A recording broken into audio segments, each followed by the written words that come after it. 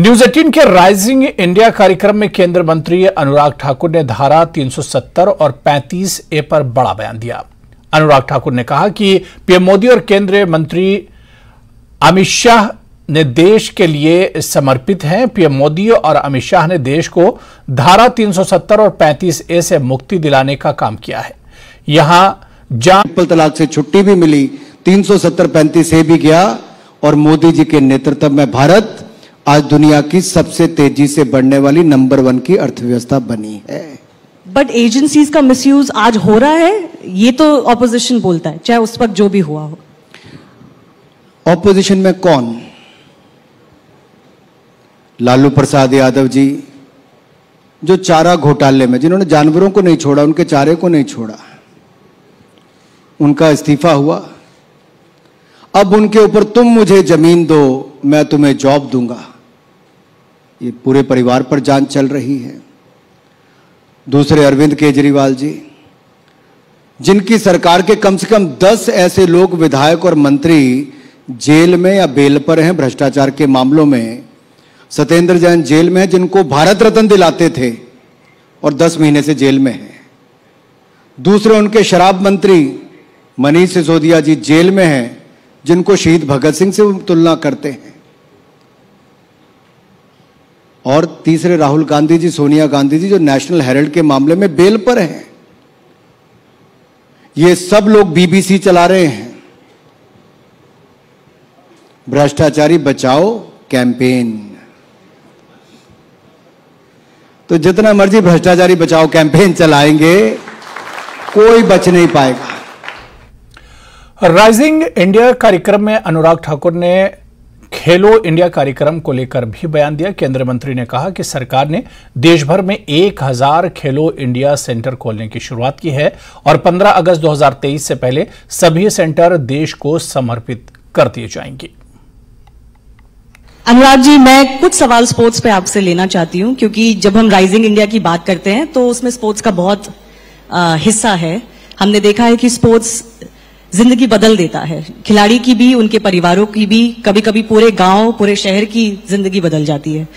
मैं आपको याद दिलाना चाहूंगी, लोकसभा में स्पोर्ट्स मिनिस्ट्री ने कहा है कि खेलो इंडिया के तहत उन्होंने करीब 2500 एथलीट्स को आइडेंटिफाई किया है, उनका सपोर्ट किया जा रहा है ग्रास रूट लेवल पे।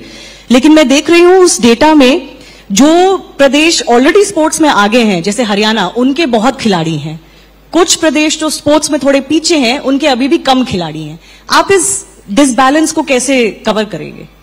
देखिए, 3 स्कीमें अलग अलग हैं। एक तो टॉप स्कीम है, टारगेट ओलंपिक पोडियम स्कीम, जिसमें खिलाड़ी का बोर्डिंग, लॉजिंग, ट्रेनिंग, यानी कि रहना, भोजन, खाना, ट्रेनिंग, सारा देश विदेश, सारा एलीट एथलीट्स का भारत सरकार वहन करती है। इस पे करोड़ों रुपए, लगभग 100 करोड़ रुपए हमारा खर्च हुआ है।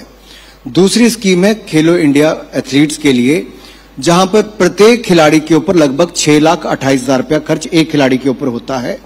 उसकी बोर्डिंग, लॉजिंग, ट्रेनिंग और उसको जेब खर्च भी दिया जाता है।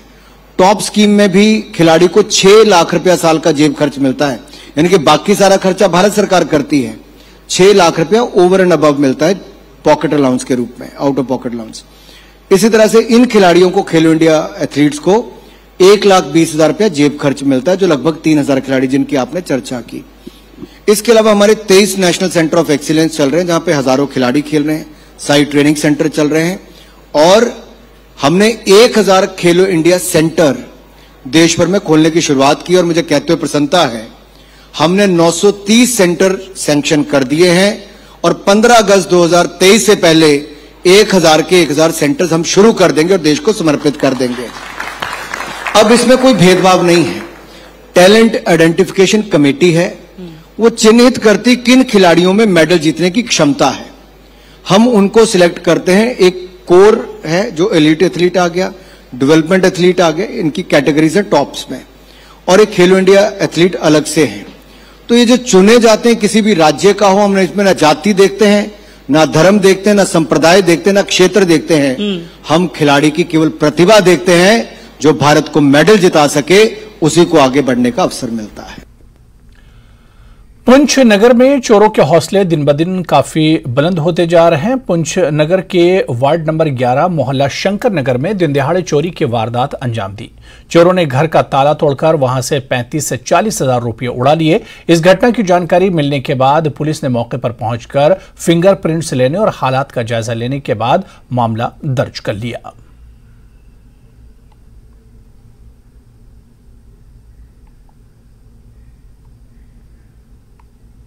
यहाँ मैंने घर वाले जो है इसी मेरे के जम्मू, छोटा लड़की और लड़का भी गए।